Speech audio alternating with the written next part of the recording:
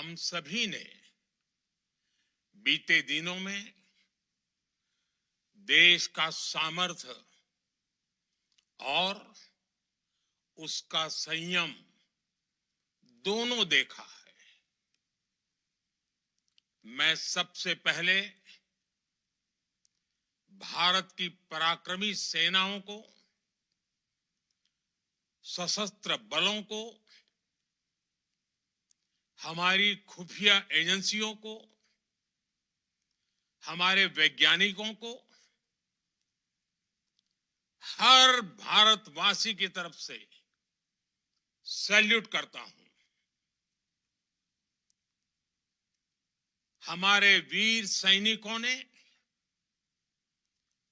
Operation सिंदूर के लक्ष्यों की प्राप्ति के लिए असीम शौर्य का प्रदर्शन किया।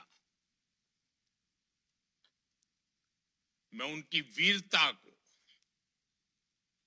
उनके साहस को, उनके पराक्रम को आज समर्पित करता हूं।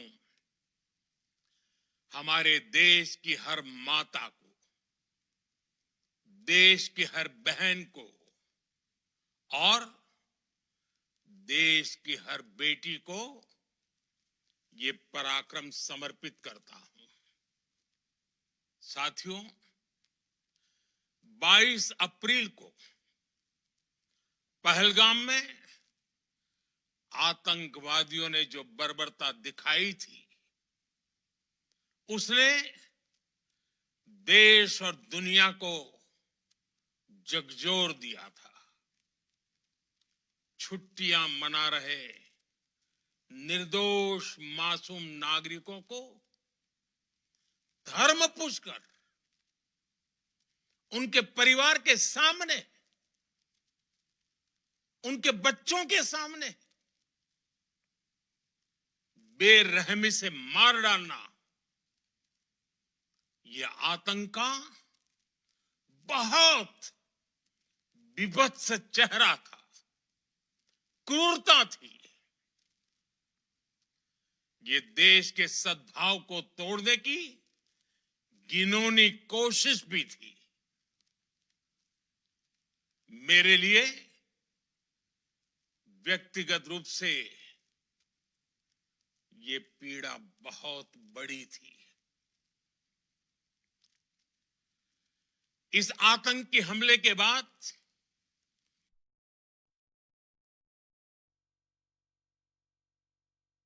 सारा राष्ट्र, हर नागरिक, हर समाज, हर वर्ग, हर राजनीतिक दल एक स्वर में आतंक के खिलाफ कड़ी कार्रवाई के लिए उठ खड़ा हुआ।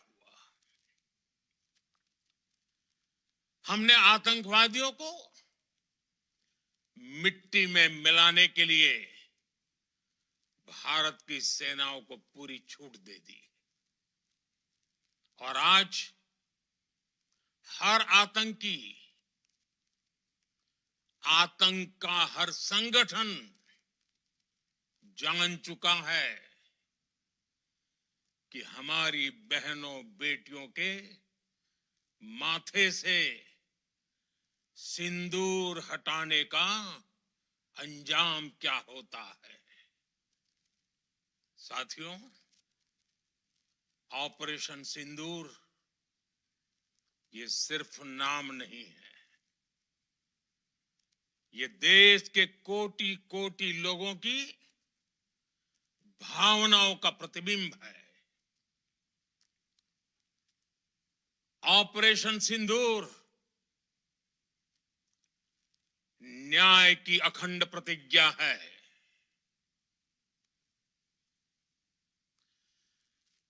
6 मई की देर रात, 7 मई की सुबह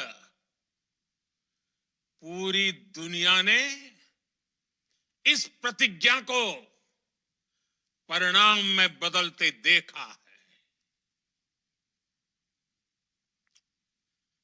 भारत की सेनाओं ने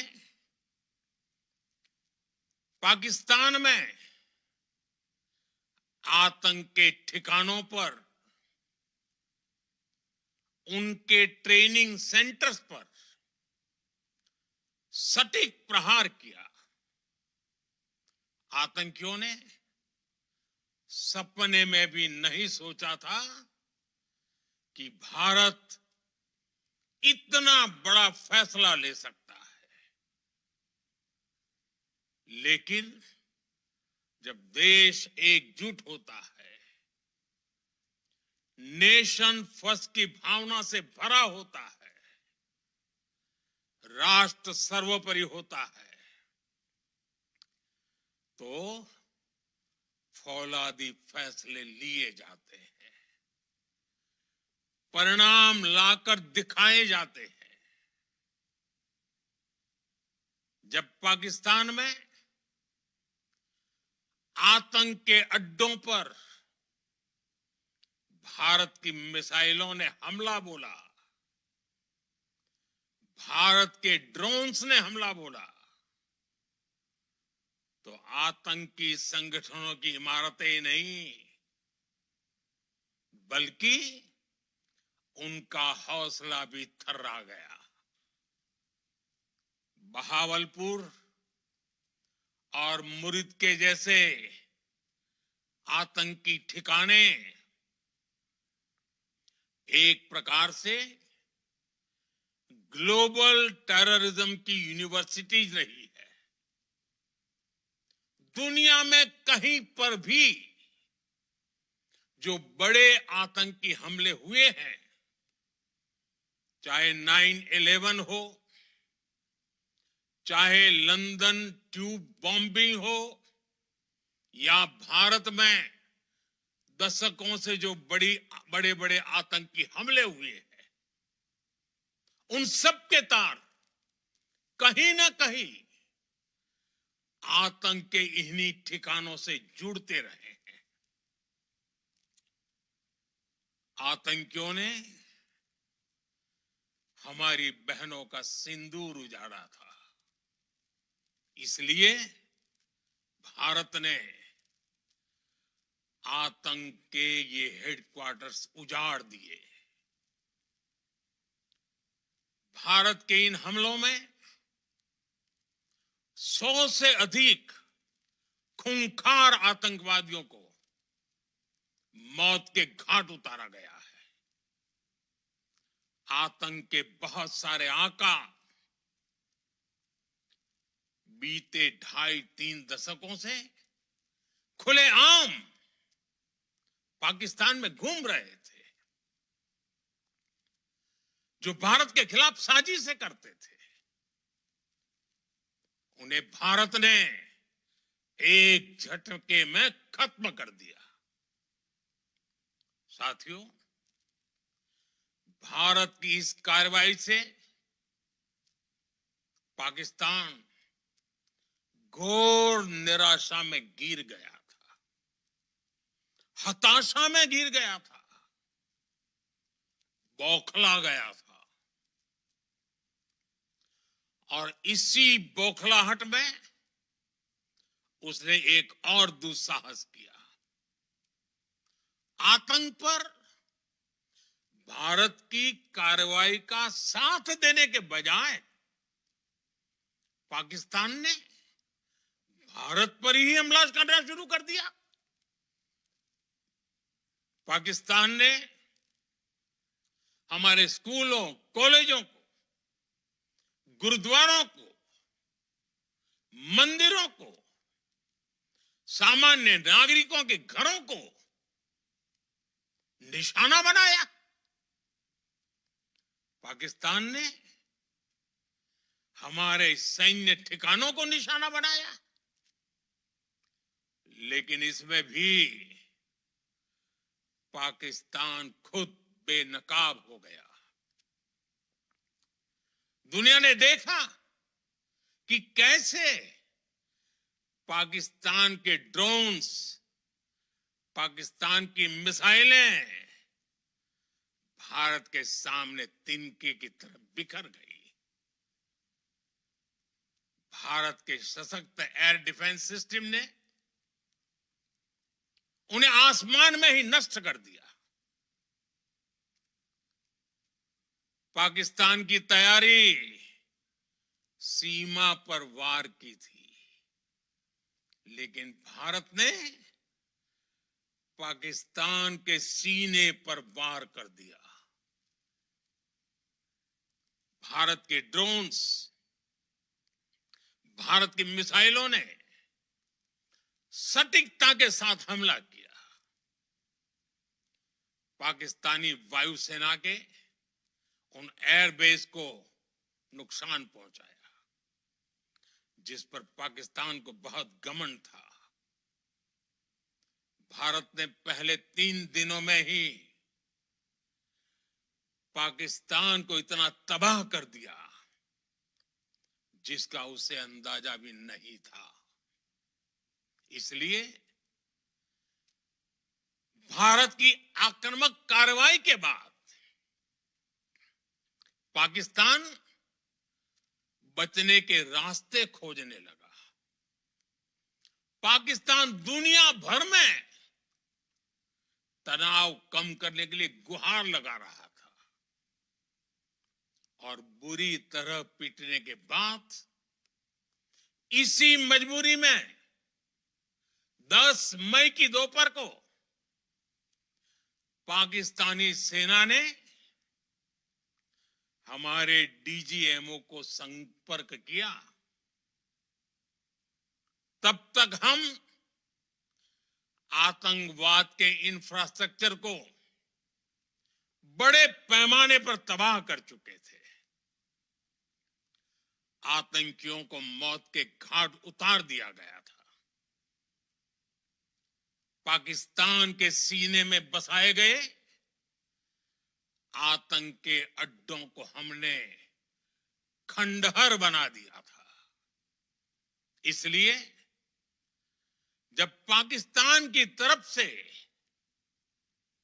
गुहार लगाई गई, पाकिस्तान की तरफ से जब ये कहा गया कि उसकी ओर से आगे कोई आतंकी गतिविधि और सैन्य दुस्साहस नहीं दिखाया जाएगा, तो भारत ने भी उस पर विचार किया। और मैं फिर दोहरा रहा हूं, हमने पाकिस्तान के आतंकी और सैन्य ठिकानों पर अपनी जवाबी कार्रवाई को अभी सिर्फ स्थगित किया है।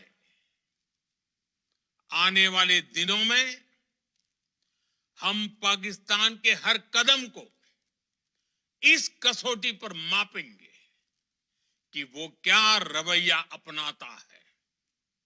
साथियों, भारत की तीनों सेनाएं, हमारी एयरफोर्स, हमारी आर्मी और हमारी नेवी, हमारी border security force BSF, Bharat के अर्धसैनिक बल लगातार अलर्ट पर है। सर्जिकल स्ट्राइक और एयर स्ट्राइक के बाद अब ऑपरेशन सिंदूर आतंक के खिलाफ भारत की नीति है। ऑपरेशन सिंदूर ने आतंक के खिलाफ लड़ाई में एक नई लकीर खींच दी है, एक नया पैमाना, न्यू नॉर्मल तय कर दिया है। पहला, भारत पर आतंकी हमला हुआ तो मुंह तोड़ जवाब दिया जाएगा। हम अपने तरीके से, अपनी शर्तों पर जवाब देकर रहेंगे। हर उस जगह जाकर कठोर कार्रवाई करेंगे जहां से आतंक की जड़ें निकलती हैं। दूसरा, कोई भी न्यूक्लियर ब्लैकमेल भारत नहीं सहेगा। न्यूक्लियर ब्लैकमेल की आड़ में पनप रहे आतंकी ठिकानों पर भारत सटीक और निर्णायक प्रहार करेगा। तीसरा, हम आतंक की सरपरस्त सरकार और आतंक के आकाओं को अलग अलग नहीं देखेंगे। ऑपरेशन सिंदूर के दौरान दुनिया ने पाकिस्तान का वो घिनौना सच फिर देखा है, जब मारे गए आतंकियों को विदाई देने पाकिस्तानी सेना के बड़े बड़े अफसर उमड़ पड़े। स्टेट स्पॉन्सर्ड टेररिज्म का ये बहुत बड़ा सबूत है।